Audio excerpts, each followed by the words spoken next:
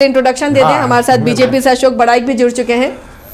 चलिए जो स्वागत है ना कि आप दोनों का फोल्डर एक ही है। एक रहेंगे मिलकर सरकार में बना।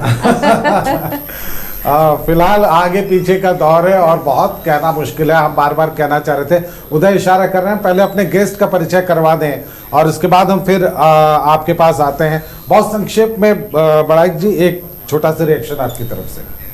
देखिए, जिस तरह से अभी शुरुआती रुझान में जो इलेक्शन कमीशन के वेबसाइट को मैं देखते आ रहा था, उसमें इस राज्य सरकार के 3 कैबिनेट मंत्री पीछे चल रहे हैं। पहला जो नंबर 2 की कुर्सी पे इस सरकार में थे वो मिथिलेश ठाकुर जी, वो गढ़वा से पीछे चल रहे हैं। अपने सत्यनारायण तिवारी जी वहां बढ़त बनाए हुए हैं। दूसरा आप आइए जमशेदपुर से, वहां आप बन्ना गुप्ता जी जो कद्दावर नेता कांग्रेस के स्वास्थ्य मंत्री रहे, वो पीछे चल रहे हैं। अपने सरयू राय जी वहां से आगे लिए गए, एनडीए के प्रत्याशी हैं। आप आइए डुमरी में, जिस तरह से बेबी देवी को पीछे करके जयराम महतो जी आगे चल रहे हैं, तो इससे पता चलता है कि सरकार के खिलाफ में कितने बिजुल अंसारी भी पीछे चल रहे हैं। तो इससे पता चलता है कि सरकार के खिलाफ जो सरकार के बड़े चेहरे, सरकार के मंत्री जब पीछे चल रहे हैं, तो इससे पता चलता है कि सरकार के खिलाफ कल्पना सोरेन जी भी बड़ी नेता है, उन्हीं के चेहरे पे चुनाव लड़ा भी जा रहा था। कुछ देरी के बाद तो हमको ये भी खबर मिला है कि हेमंत सोरेन जी भी पीछे चल रहे हैं। चलिए, मैं उसमें पॉलिटिकल के सामने तो आपके कोई रिएक्शन देने के लिए नहीं है, इसलिए आप उसको थोड़ा संक्षेप में मैंने रखा है। उदय, आपके पास कोई लेटेस्ट इंफॉर्मेशन है? अभी 2778 वोटों से आगे चल रहे हैं। एक निर्णायक बढ़त जयराम महतो ने डुमरी से ली है और मांडू विधानसभा जयप्रकाश भाई पटेल लगभग 1977 वोटों से आगे चल रहे हैं। अपने निकटतम प्रतिद्वंदी उनसे बिहारी कुमार जेएलकेएम के प्रत्याशी हैं। बीजेपी पीछे छूट गई है। देखिए, जेपी पटेल का मुकाबला बिहारी कुमार जो जेएलकेएम प्रत्याशी हैं उनसे होता हुआ दिखाई दे रहा है और वो निर्मल महतो तीसरे, आजसू के निर्मल महतो वहां तीसरे स्थान पर चले गए हैं। और देखिए, बगोदर सीट विनोद सिंह वहां 205 वोटों से आगे चल रहे हैं। नागेंद्र महतो 205 वोटों से पीछे हो गए हैं। ये एक अनुमान था ही कि बगोदर में बिल्कुल कांटे का मुकाबला है, लेकिन इस बीच बड़ी खबर आ रही है पोटका से। पोटका में अर्जुन मुंडा की पत्नी मीरा मुंडा चुनाव लड़ रही हैं संजीव सरदार के खिलाफ, जो जेएमएम प्रत्याशी हैं। और खबर यह है कि पोटका से मीरा मुंडा ने काफी बड़ी बढ़त बना ली है। 13,023 वोटों से जो है वो आगे चल रही हैं। तो बहुत बड़ी बढ़त यहाँ पर पोटका से मीरा मुंडा को। ये हमारा आकलन यही था। बिल्कुल, पोटका में हम पहले हो रहा था ये। जी, पोटका में हम कह ही रहे थे कि मीरा मुंडा बड़ी लीड वहां ले रही हैं और वही दिख रहा है। देखिए, बगोदर में विनोद सिंह 11,000 वोटों से आगे हो गए हैं। एक बड़ी लीड विनोद सिंह को मिली है। 11,000 वोटों से आगे चल रहे हैं विनोद सिंह। और सबसे हैरान करने वाले नतीजे मुझे मांडू में दिखाई दे रहे हैं, जहां हम निर्मल महतो, आजसू के निर्मल महतो को मुकाबले में समझ रहे थे, लेकिन मुकाबले में अभी बिहारी कुमार चल रहे हैं और वो लगभग जेएलकेएम से 6,916 वोट लेकर आए हैं। आजसू बीजेपी के प्रत्याशी सिर्फ 6,018 वोट लेकर आए हैं। और चंदन क्यारी में उमाकांत रजक की बढ़त जो है वो बनी हुई है। अभी वो 5,061 वोटों से आगे चल रहे हैं अमर बावरी से। तो ये मुकाबला भी बहुत दिलचस्प होता चला जा रहा है और यहाँ पर उमाकांत रजक अपनी बढ़त बनाने में कामयाब हुए हैं। जयराम ने डुमरी में जो है वो 2,778 वोटों की बढ़त बना ली है। तो ये भी एक बड़ी खबर है। और पाकी वाली खबर भी है कि वहाँ निर्दलीय प्रत्याशी जो कांग्रेस के बागी हैं बिट्टू सिंह, वो 7,748 वोटों से आगे चल रहे हैं। मधुपुर में भी देखिए, मंत्री हफीजुल हसन जो है वो पीछे चल रहे हैं 1,834 वोट से। मांडू में जो है जेपी पटेल लगातार अपनी बढ़त बनाए हुए हैं। तो इसी तरह से रामगढ़ में आजसू की सुनीता चौधरी की बढ़त अभी भी कायम है। मनिका में कांग्रेस के रामचंद्र सिंह आगे चल रहे हैं। तो महगामा में बीजेपी के अशोक कुमार भगत ने अपनी बढ़त बनाए रखी है 1,351 वोटों से। लेकिन डुमरी की खबर जो है वो एक चीज बता रही है उदय, कि जयराम वहां पूरी तरह से मुकाबले में ही नहीं है। फिलहाल वो आगे भी चल रहे हैं। तो एक ट्रायंगुलर फाइट जो हम लोग बार बार कह रहे थे कि डुमरी में कंप्लीट ट्रायंगुलर फाइट है, वो देखने को यहाँ पर मिल रहा है। अभी थोड़ी देर पहले आजसू की यशोदा देवी आगे थी, अब जयराम ने उन्हें पीछे छोड़ दिया है। उस वक्त जयराम दूसरी पोजीशन पर थे। उदय बोकारो से अपडेट लेने की कोशिश कीजिए, बेरमो से, कि वहां पर जयराम की स्थिति क्या है। फिलहाल अपने गेस्ट की तरफ हम रुख करेंगे। देखिए, मांडू से आजसू पीछे हो गया है परवाज, और चंदन क्यारी से अशोक जी से पूछेंगे। अमर बावरी बड़े चेहरा नेता प्रतिपक्ष भी रहे और अब वो फिलहाल पीछे। यहाँ भी हमने टफ फाइट कहा था चंदन क्यारी में भी। दोनों से इस पर रिएक्शन।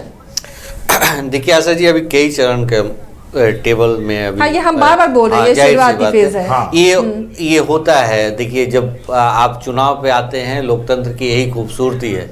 आप किस तरह से, अब क्षेत्रवार भी होता है कि किस तरह से वहाँ पे जो चुनाव लड़ रहे हैं उनका प्रभाव किस तरह से है, किस तरह के लोग मतदाता हैं, तो उस तरह का भी वोटों का रुझान दिख रहा है। लेकिन हमें उम्मीद है कि ठीक है, उतार चढ़ाव होते होते, लेकिन हम ही लोग के पक्ष में ये परिणाम आएगा, ये हमें उम्मीद है, क्योंकि हम लोग जनता की बात को बहुत अच्छी तरह से उठाए हैं और सरकार की विफलता को बहुत अच्छा से तो ये दर्शाया है। मान रहे जेल के के आने से आजसू को थोड़ा नुकसान हो रहा है?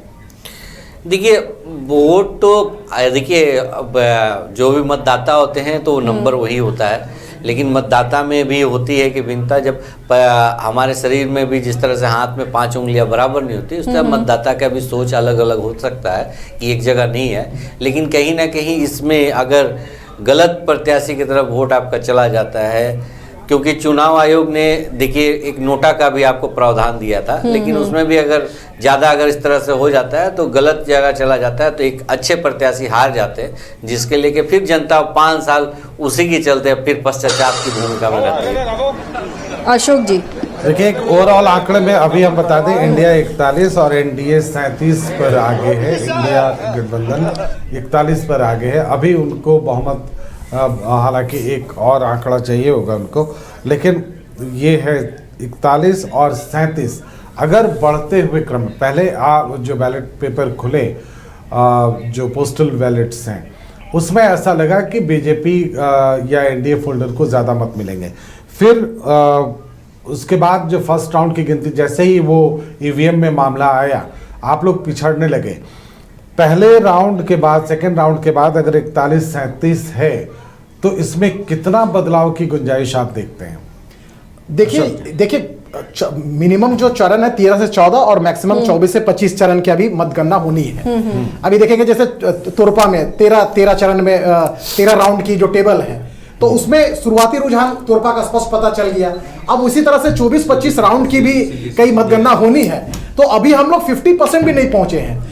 जिस तरह से अभी जो काउंटिंग हो रही है, देखिए पोस्टल बैलेट में तो एनडीए हमेशा से आगे रही है, क्योंकि सभी एक ऐसे वर्ग होते हैं जो शिक्षित वर्ग, इंटेलेक्चुअल वर्ग होते हैं, वो जानते हैं कि मेरा डेवलपमेंट मेरे स्टेट को कोई अच्छे दिशा में ले जा सकता है, तो वो एनडीए। देखिए अशोक जी, वोटर्स को चुनौती मत दीजिए। वोटर्स को नहीं, मैं आपको बता रहा हूँ। देखिए कैटेगरी वाइज नहीं, देखिए मैं आपको बता रहा हूँ कि जिस तरह से महाराष्ट्र और झारखंड के जो चुनाव में, विधानसभा चुनाव में जिस तरह से हम लोगों ने महाराष्ट्र को पीछे छोड़ के झारखंड के मतदाताओं ने एक रिकॉर्ड कायम किया, मैं तो धन्यवाद देना चाहूंगा। अब आप इस पे सवाल जरूर पूछेंगे कि जो इतनी तादाद में जो मतदाता निकले हैं वो सत्ता के पक्ष में दिए कि सत्ता के विपक्ष में, लेकिन इतिहास कहता कुछ है कि जब भी सरकार के खिलाफ जबरदस्त रोष रहता है, वो चाहे इंदिरा गांधी के खिलाफ हो, तो वो वोट परसेंट बढ़ जाता है, वो सरकार के खिलाफ वोट करती है।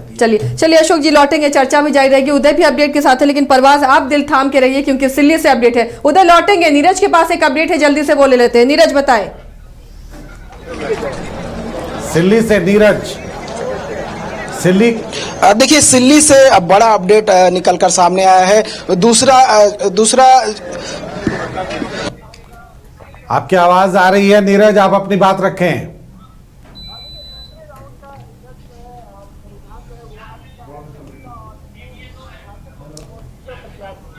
चलिए, आवाज कोई टेक्निकल खराबी शायद वहां पर मतगणना स्थल पर। चलिए उदय आपके पास क्या अपडेट है?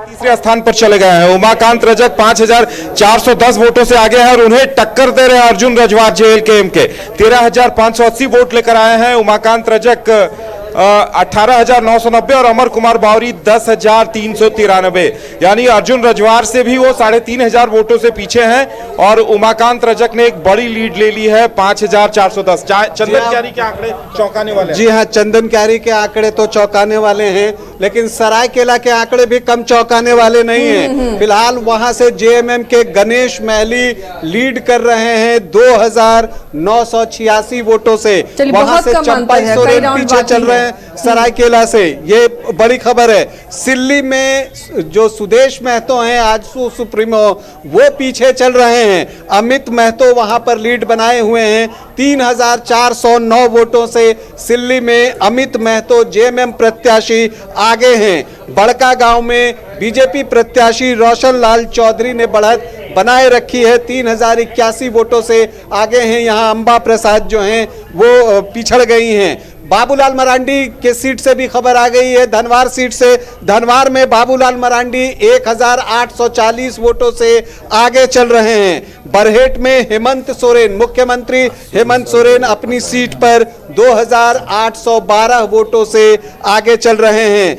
अजहर इस्लाम, ये एक बड़ी खबर है, पाकुड़ में अजहर इस्लाम आगे चल रहे हैं आजसू प्रत्याशी 3043 वोटों पर। यहाँ पर आलमगीर आलम की पत्नी निशात आलम दूसरी पोजीशन पर हैं, जबकि सिसई में गोल, जहां 27 वर्षों के सफर में 17,000 से भी अधिक छात्रों ने डॉक्टर एवं इंजीनियर बनकर भरे सफलता की ऊंची उड़ान, जहां साधारण छात्र भी झारखंड टॉपर्स बनकर बना रहे इतिहास। दूरदर्शी शिक्षाविद श्री विपिन सिंह के मार्गदर्शन में मेडिकल एवं इंजीनियरिंग के लाखों छात्रों के लिए आशा की किरण के रूप में गोल, नेशंस लीडिंग इंस्टीट्यूट। बिहार के श्रेष्ठ नर्सिंग पैरामेडिकल फार्मेसी आईटी और मैनेजमेंट प्रशिक्षण संस्थान इसके मंडल ग्रुप ऑफ इंस्टीट्यूशन। 5 राज्य, 61 शहर, 150 प्रोजेक्ट और एक वास्तु विहार। नई सोच, नया घर, बनाए रखिए अपना प्यार, सेवा में है वास्तु विहार।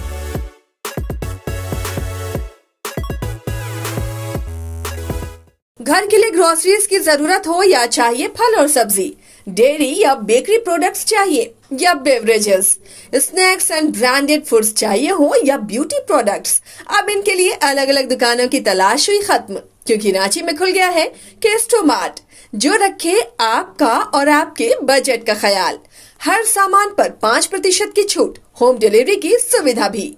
आज ही पधारें Kesto Mart, one stop solution for every customer's requirements. Call 9153989339.